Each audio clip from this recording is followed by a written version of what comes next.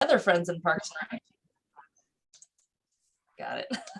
I get to work with all my other Park and Rec friends and kind of share ideas and wellness efforts. And popcorn to Jenny. Hi, I'm Jenny Smith. I work for Mission Parks and Recreation. We do lots of different things here in the building. I really mostly housed at the Powell Community Center. So we've got our local community center. I'm the rec supervisor in the building. And so between me and my coordinator, we are responsible for all programming from preschool age all the way up to the senior side of life. And we do everything from enrichment to physical activity to fitness classes. We have a fitness facility here in the building and then do a variety of youth programming. Hello. Renee. Hey, Jenny, thanks for throwing it to me. I was invited by Allison, and yes, Allison, Jenny, and I do all know each other very well. On the Parks and Rec department in Merriam, I'm the recreation supervisor.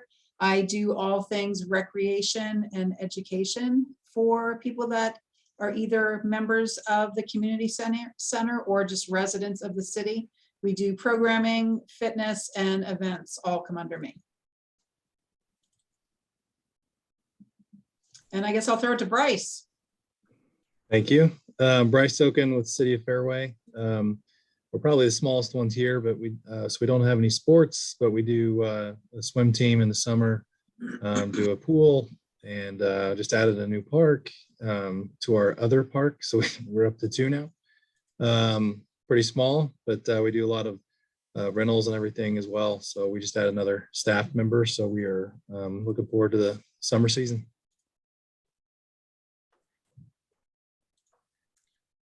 I'm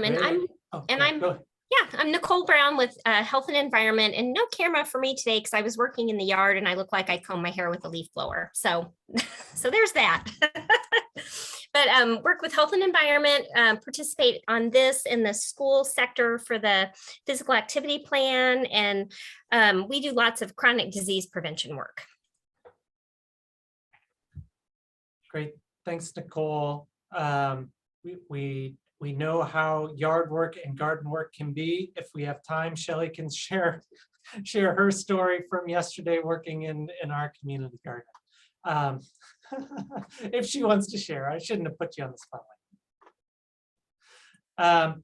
Okay, since there's some new faces here, I thought I'll just show just a couple slides to give you a little bit of background as to how this group got to this meeting and some things that happened before that. And then we can talk about where it's going in the future months and years. And feel free to stop and ask questions at any time. Okay, are you seeing my slide that's a KCPA plan? Okay, great. Okay. So here's our agenda today. So just as first bit of background, this group through its evolution has kind of become a hybrid group of 2 other groups that were the Parks and Recreation group and the infrastructure group. Those 2 individual groups thought there was a lot of overlap in terms of what they were doing. And so they kind of decided to combine their efforts, which is why we have the PAPI group, Physical Activity, Parks and Infrastructure group. So these groups are part of the larger Kansas City Physical Activity Plan. The Kansas City Physical Activity Plan is a comprehensive multi-sector collaboration to create a culture of physical activity in our region. We have a great website. If you've never been to it, I encourage you to check it out. We started in 2020, actually late 2019, but we call it 2020. There is a national physical activity plan that serves as our model. And so we work closely with the national plan, but focus on regional efforts, only regional efforts. As I mentioned, I'll say it again, our mission is that we will be a comprehensive multi-sector collaboration. So comprehensive, meaning we're addressing multiple levels of the system in which we live, whether that's being at the individual level, you know, kind of one-on-one programming type thing, organizational level, where we help organizations identify strengths and weaknesses within their own organization to do this type of work, and we give them capacity to do this type of work. And then, you know, upper level at the very highest policy level. So we're working on things, you know, kind of at the city level, at the county level, things like that, to create a culture of physical activity. Our goal is to create safe and equitable opportunities for people to live an active life in our region. And so safe and equitable are key parts of the things that we're trying to implement. Now, this is our very brief little flow chart of how things are organized. You'll hear a lot of different terms, and this is kind of how they are related together. So on everything we talk about is within the Kansas City Physical Activity Plan, but the plan itself is divided into different societal sectors. I'll show those on the next slide. Each sector has developed strategies, which are broad overarching things that they're trying to work on. And to actually implement the work, though, they have also created strategies, or excuse me, tactics. And the tactics are those things that if you do them, you would result in strategy implementation. And so what we're trying to do is make a collective statement across all of these different sectors that I'm going to show you in a minute, and all of the organizations that are involved in the plan, that physical activity is a public health priority in Kansas City. I don't know about you, but sometimes I feel like there are lots of challenges facing our region, and physical activity gets kind of pushed off to the side. And we disagree. We think that it is a priority that for our region, and we try to help share why we think it's a priority to policymakers, decision makers, things like that. And we want to do it in a multi-sectoral way.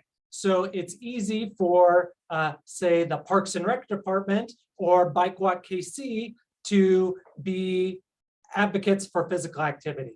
That's what people kind of expect.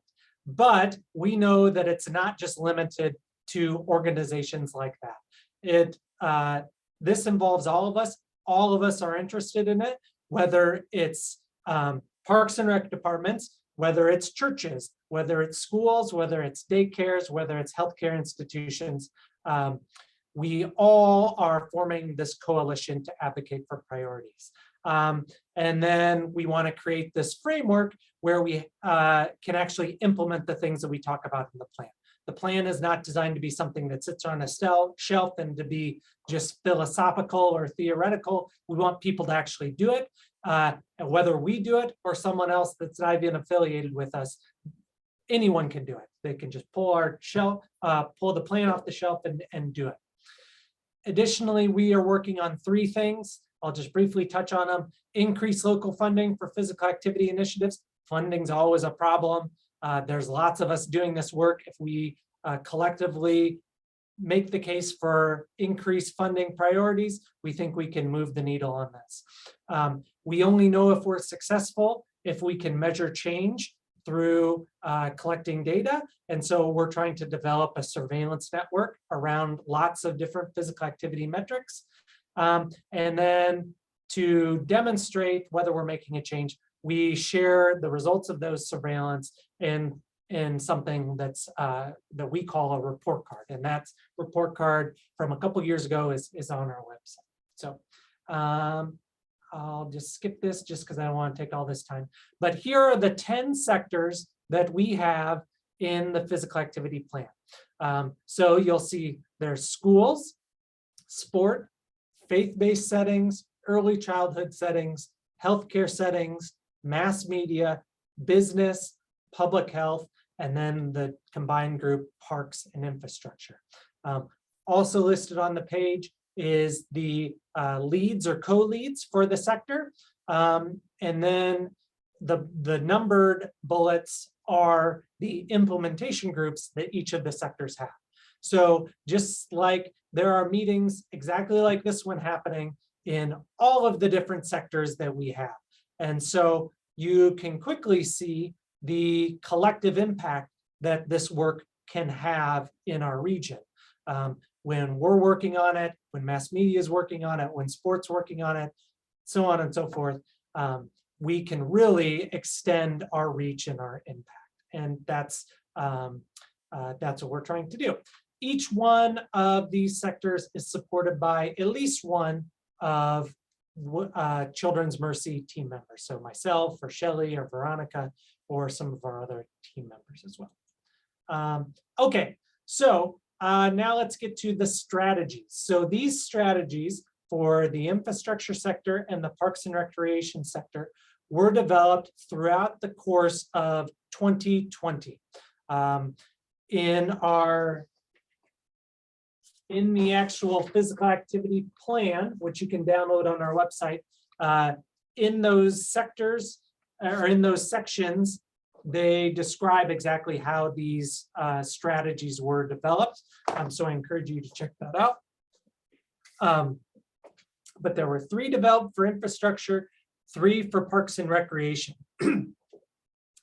Bigger picture, there are currently, I think, 43 strategies within the overall Kansas City physical activity plan as of right now. Okay.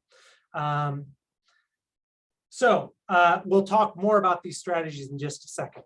But now we are past the development phase and we are moving into implementation. And so we're really working hard to recruit more people to be part of our coalition as we start implementing these projects. And for the PA-PI group, we have identified 4 implementation groups. Now, these are very soft groups in the sense that we're going to start with these groups, but it's very, very likely that some of these groups may disappear because they merge with another group or new priorities come up and new groups are developed. And that is exactly what we want. We don't want any of this to be rigid and have too much structure to it. We want to be flexible based on the needs of the actual experts, which are you folks.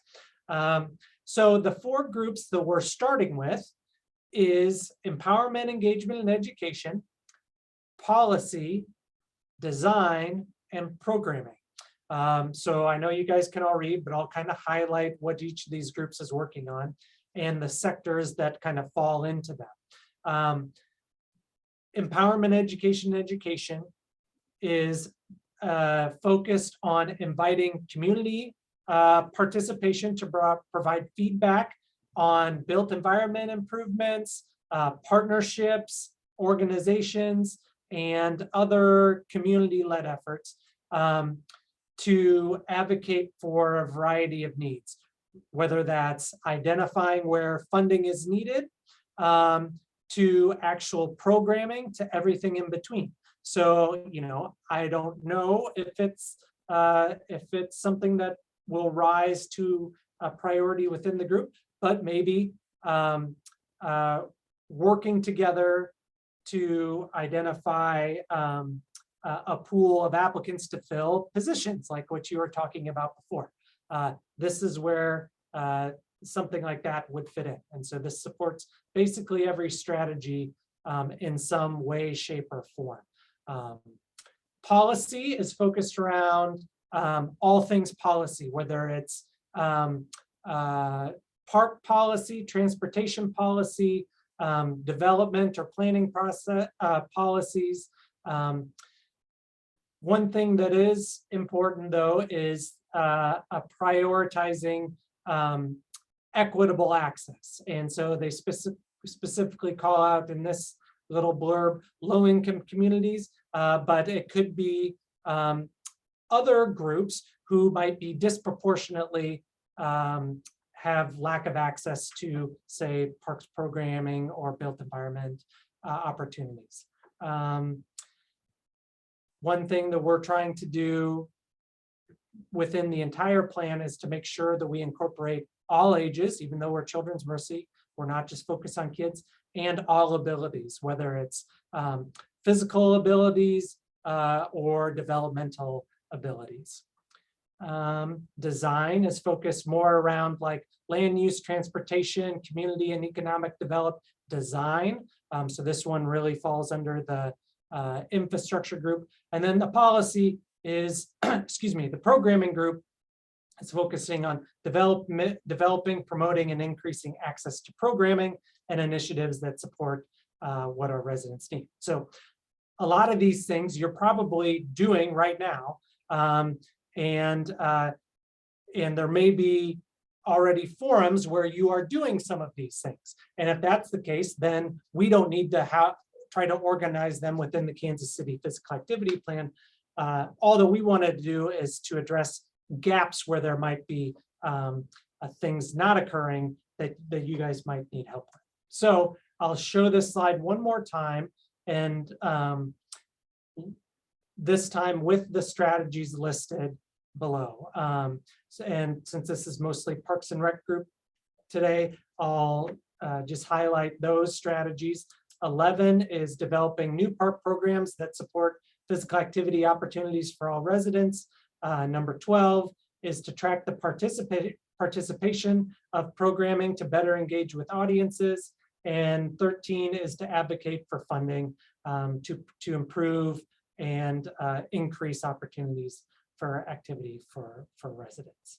So with that, I'll kind of stop and open it up for any comments or questions. If there are any. Wonderful strategies. Thank you, Allison.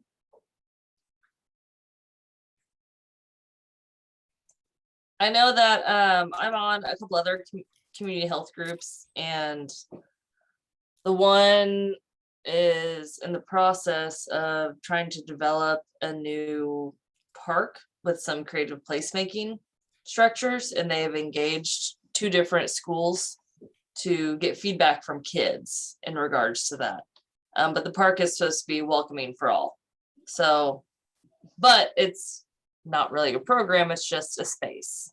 So I'm gonna mute myself because they're testing our sound system in the building. So.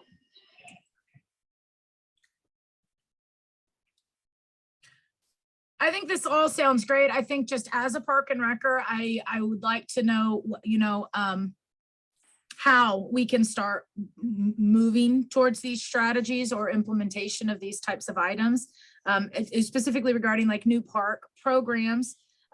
Obviously new parks are a little bit harder to come by. I mean, Allison, you know, JCPRD lives in a different world than the rest of us do. We don't get parks every couple months. So we're pretty limited and landlocked on that regard. So I think maybe just for me as coming in as a new person on the committee, just kind of thinking what are our overarching themes or what are our objectives for Park and Rec to actually have as tangibles or deliverables to actually provide something to this committee and be a part of the initiative that you guys are running here. I'll second what Jenny has to say. You know, what can we do? What are next steps for us? What can we do for you? I know we're programming fall and winter now. So is there anything that we can do to help move these strategies along? Great. Thank you both for those comments. And I might, I have some ideas, but first I would probably turn the question back to the group and say, let's talk about programming here for a minute. What are your needs as you're thinking about programming? Is it around topics? Is it around community needs, getting community feedback on what the needs are might be? And I acknowledge that you're already kind of, I know you probably have processes already in place. So I guess what can we do from a physical activity plan perspective to help support or to help you identify new programming? And I'll leave it there for a second. And then I'll maybe let Shelley talk about one potential opportunity that would involve some of these other sectors that we've got in the plan. I know for us here in Merriam, while we do have a good relationship with our schools, a lot of the things that we do, we're not able to get the information into the hands of kids and families. So while we do sit on a couple site councils for the schools, we can't actually get the message to the kids and the families. And we have a couple schools that are low income and high needs.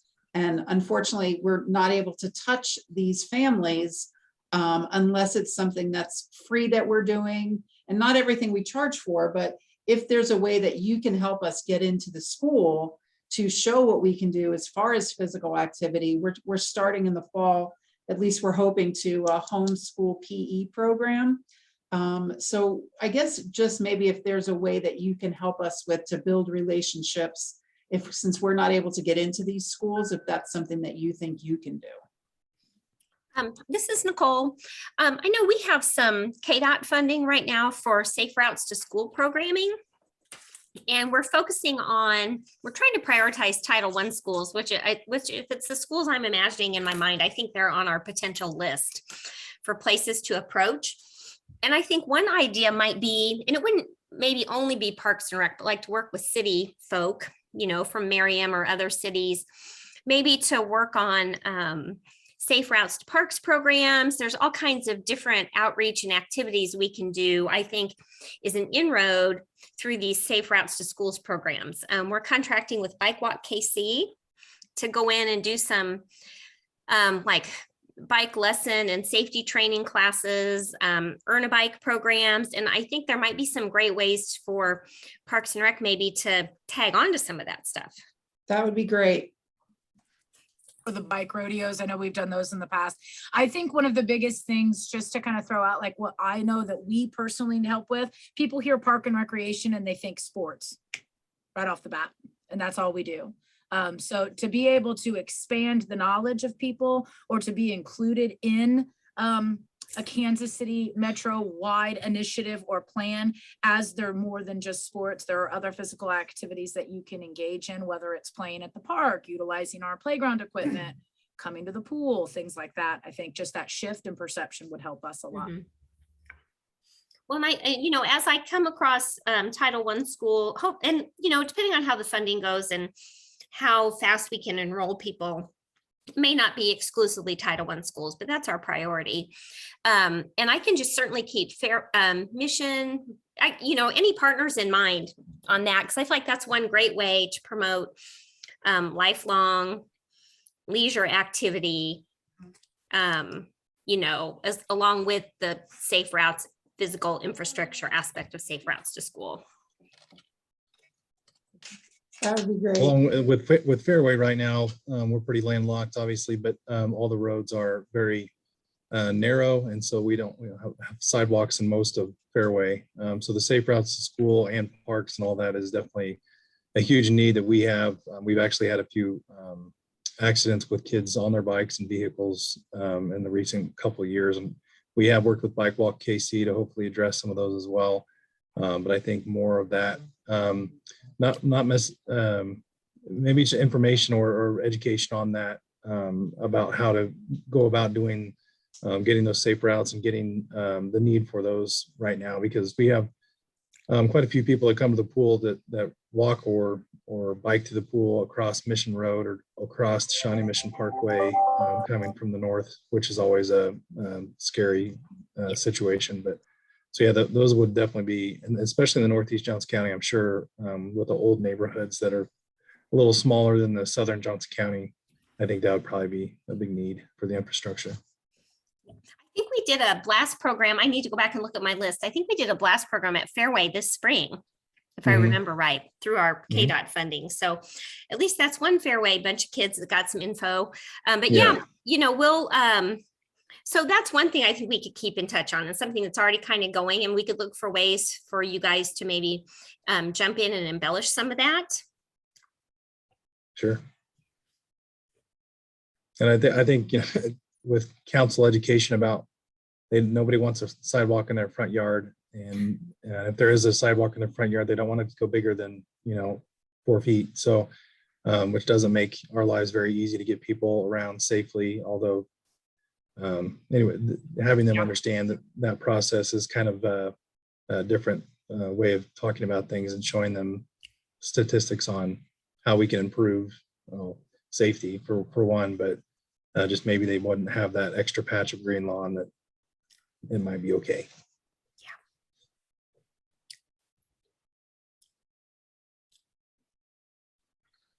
These are great comments, and one just kind of broad theme I'm sensing is something we call cross-sector collaboration. So from the slide that I showed you, well, here, let me pull it up. Here are all of our sectors that are doing the same thing that this group is doing. And at the moment, there is some collaboration between these different groups. But as we start implementation projects, we're going to be more intentional about encouraging these cross-sector collaborations. So one thing that Renee mentioned, well, there were a couple things that fit. One is connecting with schools. So we have a schools working group, and I don't support that group, so I don't know all the details. If it would reach specifically the people that you're interested, but we can certainly make connections with that group around communicating with families in those school districts. And if we can't help, maybe that group can facilitate something else. And then just with the broader communication in general, this is probably the number one thing that we've heard as a need for the Kansas City Physical Activity Plan is ways to improve communication. None of us, you guys are Parks and Recreation, I'm exercise science, Shelley's, we don't know anything at all about mass media, social media, anything like that. So that's where I think the development of our mass media sector that has mass media professionals in it is going to be really helpful. And so we're working right now on coming up with a plan for what some communication strategies might be, both for the plan overall, but then like toolkits for each one of the sectors where there's pre-made communication materials that could be customizable to each Parks and Rec group or just the sector in general. So we're working on that. That obviously takes some work, but keep that in the back of your mind. And then let's see, the other thing that I was going to mention. Infrastructure has come up through like Safe Routes to School has come up several times. And too bad Laura Steele from Bike Walk KC isn't here today because she could really speak in addition to what Nicole was mentioned on their efforts. But I'm very glad Nicole and Bike Walk, I think you guys you appear to be very, very good partners. So it sounds like that's a need, and let us know how we can continue to facilitate that collaboration and that programming.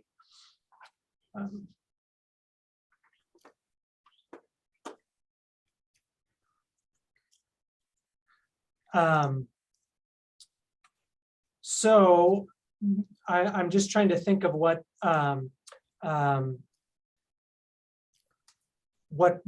the next steps should be in terms of this meeting today was designed kind of to be like an introductory meeting to give you the information and hopefully to recruit you to be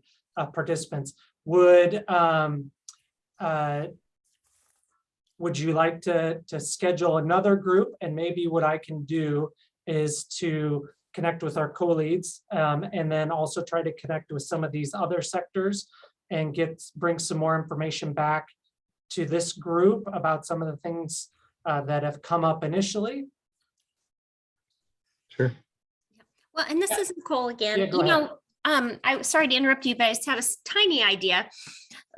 Thinking about what you said about Fairway, and I know that's true, in a lot of cities as far as the complete streets aspect of things. I wonder if, do you know if anyone from Fairway participates in any of the MARC committees on complete streets, or like the Bike Pedestrian Advisory Council or the Active Transportation Planning Committee?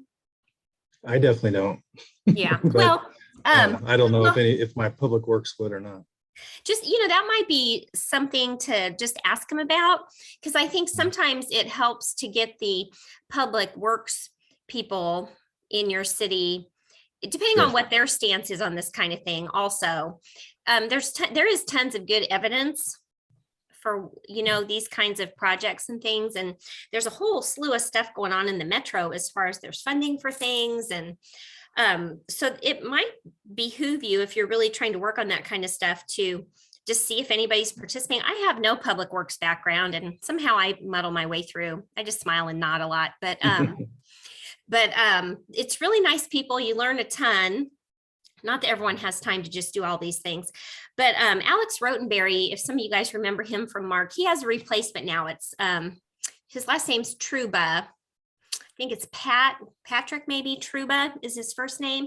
I wonder if maybe, I don't know, just thinking about maybe trying to pull MARC back into this too, since they have a replacement. Yeah, Nicole, you're exactly right. And we have, we've added Alex's replacement to this list, but I think what we probably need to do is to make a specific request for him to join our meetings. Okay. Sometimes it helps to get a little personal invitation. I yeah. have a BPAC meeting, Bike Pedestrian Yeah. Advisory Council, like everyone knows what that means, in 2 weeks. So I could try to hit him up about that then, if you want, since I already kind of know him. Yeah, that would be great. And I've made a note to follow up with him as well. Okay. Well, maybe if yeah, we so both mention multiple it. people coming. Yeah, that would be good. Yeah. Okay. I think a challenge with some of that, being on those committees or being in that conversation when policy and infrastructure is discussed, is that for the smaller cities that, bigger cities have an actual department to do that. They have the resources to do that and that's what they solely focus on. And some of us in the smaller departments, and I would include all of us here, that they don't necessarily have, they have the willingness, but I don't think they have the time or the resources to be able to go after looking at that when it needs to be done and planning that out. So I think that's kind of a hurdle that, the smaller cities might face a little bit, because also the public works director and trying to work on the same page with them as well as they're being pulled in a million different directions too. So, I don't know what an answer for that is. I'm just stating that that's kind of the hurdles that we have. It's hard to keep your head above water as normal, let alone when you're trying to think about these bigger opportunities that are coming along. So the day-to-day kind of gets in the way of those long-term goals, I think. Absolutely. Although sometimes if you can waggle the idea of money in front of people, they can find a minute. Because, for a lot of these MARC projects, if you're funded, depending on the size of the project, especially, there seems to be less competition for some of the types of money that are related to active transportation, like trails. And I know you guys can't put a trail in the middle of a completely built-in city like Fairway, but like if you're trying to get cycle paths or routes to parks, and especially with the Vision Zero, there's also some money for because it's Vision Zero for zero accidents or fatalities, around cars and pedestrians. So sometimes there's like smaller project money for that kind of stuff. So, just an FYI, if somebody wanted to try to dive in just a little bit, if you had specific things in mind, there might be a way to get some seed money to get some of it going. Sure.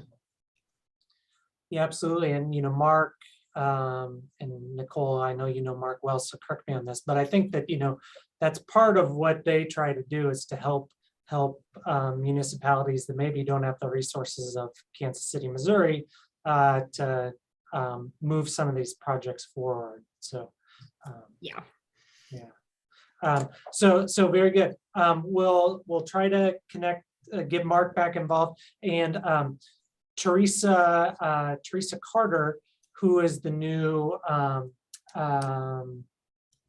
I want to say community design director at Bike Walk KC, normally attends this meeting as well. I guess she wasn't able to attend today, but she's another good resource for some of these built environment issues that people are having. And of course, that's helpful because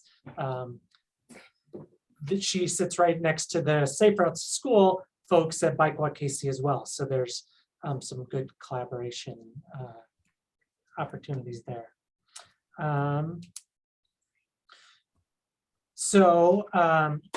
Let's see. Pardon me, I was just pulling up my. So part of the things that we want people to be thinking about, which we're already kind of bringing up here, is how often this group might want to meet. And I would propose maybe scheduling another meeting in about a month's time. We tend to have this group meet on the last Wednesday of each month. So that meeting would be, let me write this down, would be Wednesday, May 25th at from noon to 1. Unless there are major flags or major conflicts, we would hold that date. Does it seem to be okay for everybody? And we know you can't always make every meeting. So as you heard, this meeting is recorded. And what happens is we will send out a summary of this meeting to all the users on our distribution list for this sector with the recording and some notes, in addition to including the invitation for the next meeting. The other thing is who might be missing. So I appreciate the kind of snowball sampling and recruitment of people for this meeting. So continue to do that. I will just say that in our other sectors, for example, the healthcare sector, it started out with a group exactly this size, somewhere around 5 to 10 people.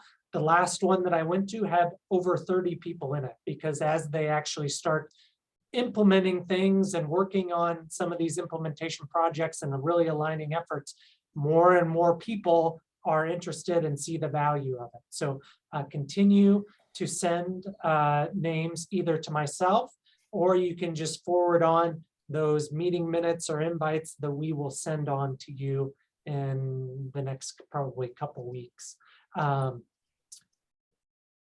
The other thing that I was going to circle back on, and Shelley stepped off, so I kind of forgot about it, was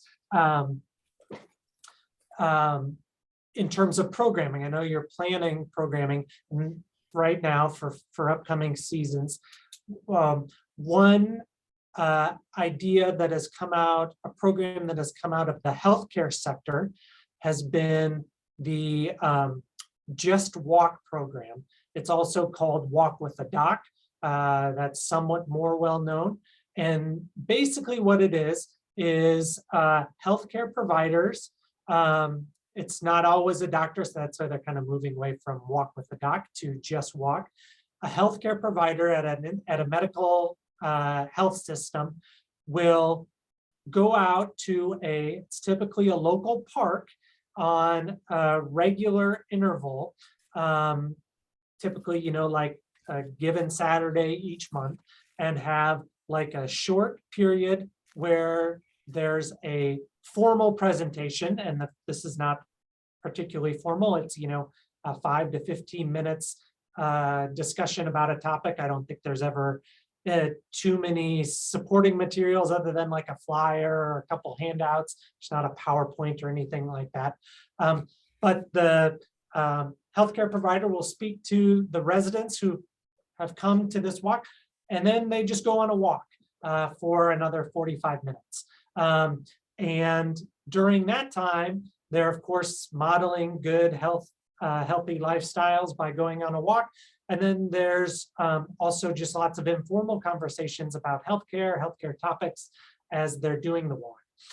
Additionally, most of the walks have other things associated with it. So there might be a couple booths set up from Center for Childhood Safety, if it's Children's Mercy, or a representative from Charlie's House talking about childhood safety, something like that. And so it's kind of a little bit like a health fair-ish type flair. But we have established, there are several of these in the community and with multiple healthcare institutions, and we're working on expanding that as well. And so the idea would be that on any given, let's just say Saturday, there are multiple walk with the doc or just walks going on throughout the region. And basically on any weekend, you can find a walk with a doc program. So there is, that is what the healthcare sector is working on. It's a natural fit for parks and recreation programs as you go forward. If you, let's see, in the meeting notes, I will include the website that we have for our Walk with the Doc program to give you a little bit more information. And if you're interested in potentially adding one of your parks or multiple parks, feel free to reach out to us, and you can reach out to me or anyone, or probably me is the best because you have my contact information, and we will connect you with the healthcare sector. Any questions about that particular program? Robin, and I did want to point out the Walk with a Doc program that the healthcare groups are working on was a cross collaboration with the park group, because I know we got Angel. You guys all remember Angel from Wyandotte? Yes, thank you, Jenny. So Shelly and I had talked kind of behind the scenes, and we got Angel involved because there was a need for her area, and so they actually found a park and bathrooms and all that for what you would need for an outdoor event like that. So that is a successful program that worked from cross collab words from groups working together. I can't talk today, I'm sorry. So I do think that this would be great. And Bryce, I really think that we'd be able to get some traction going for the Safe Routes and Fairway, definitely. And Renee and Jenny, I know that we can get other programs going as well too. I think it'd be awesome to replicate Walk with the Doc at all of our parks. So that's my 2 cents on that part. So thank you, Robin. Thank you, Allison. That's excellent context. And I see Veronica has posted our most recent flyer in the chat. And Veronica, do you happen to have the website as well, or is it? Yes, let me get that real quick. Okay, thank you. Yeah. And kind of, Allison kind of alluded to this. I'll say it a little bit differently. None of this happens quickly. And one thing that we're trying to do is, as we build these collaborations and these partnerships, slowly and slowly, people start seeing the value of having access to physical activity and physical activity spaces. And they start becoming, and it starts to gain momentum. And so sometimes, Bryce, you mentioned someone not wanting a sidewalk in their yard, but then when they start to see all the different opportunities and the needs, things can slowly change. And so I guess the last thing I'll say from a KCPA plan perspective, this is not like a 2-year initiative for us. This is one of our initiatives that is permanent and will exist as long as we exist as a program at Children's Mercy. So, you know, we really see the long-term vision of this as well. So, any other comments or questions? And I will say this, very sorry that our 2 co-leads couldn't be here. They are both awesome people and they have a lot of information and resources. So I really hope that they are able to attend the next meeting. But guys, you guys all know when we get more partners and partnerships, we can make things happen and start a fire. So just like Power Rangers, with our powers combined, we can change the world. So I am so excited to have you guys on this group. Thank you guys so much for coming. And yes, Robin, to all of that. So Yeah. thank you guys. And just, you know, kind of her point, that our co-leads are awesome. They've got so much knowledge. Likewise, I'll just say that we kind of view the organizational structure of these sectors as somewhat being flat. Meaning that, like, I'm here, I'm not an authority, trust me. I don't know what I'm talking about, but I'm here to help facilitate things. And I know our co-leads would say something similar, you know, we're all working in this together. Someone's got to come up with agendas, so we'll raise our hand and do that, but this is a group effort, absolutely.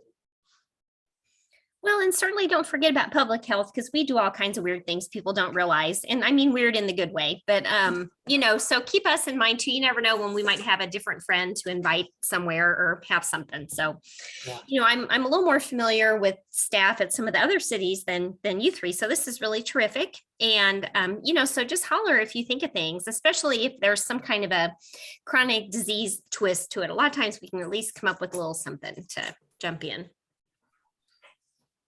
Great, thank you. Yeah. Hey, Nicole, while you're here, do you have any Walk with Ease program instructors? Well, we're looking for those too. I wish we could do a job fair for that, but it's a volunteer job. Okay. Yep, I figured. We have 2 though. We have Allison and Jill are both trained, and we might have one other.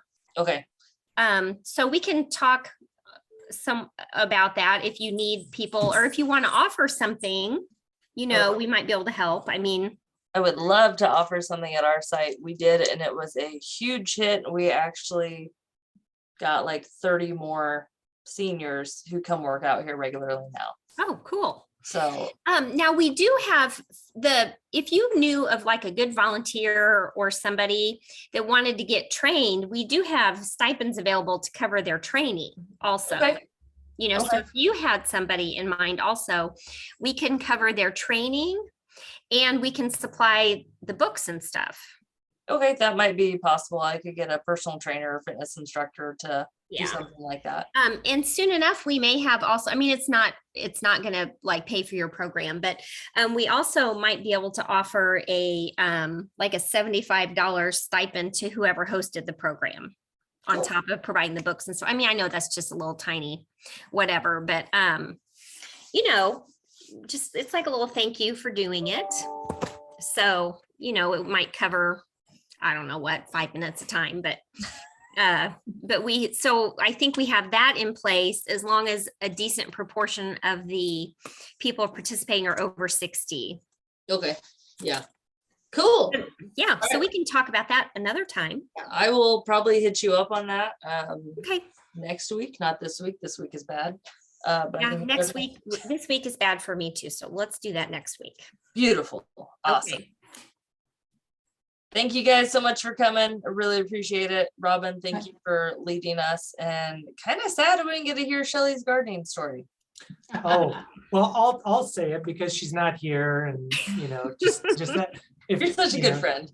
Yeah, exactly right. So, so she was, if you don't know, one of the projects that weighing in, also runs at the hospital, is our community garden. And I point to it because it's just right outside my window over there.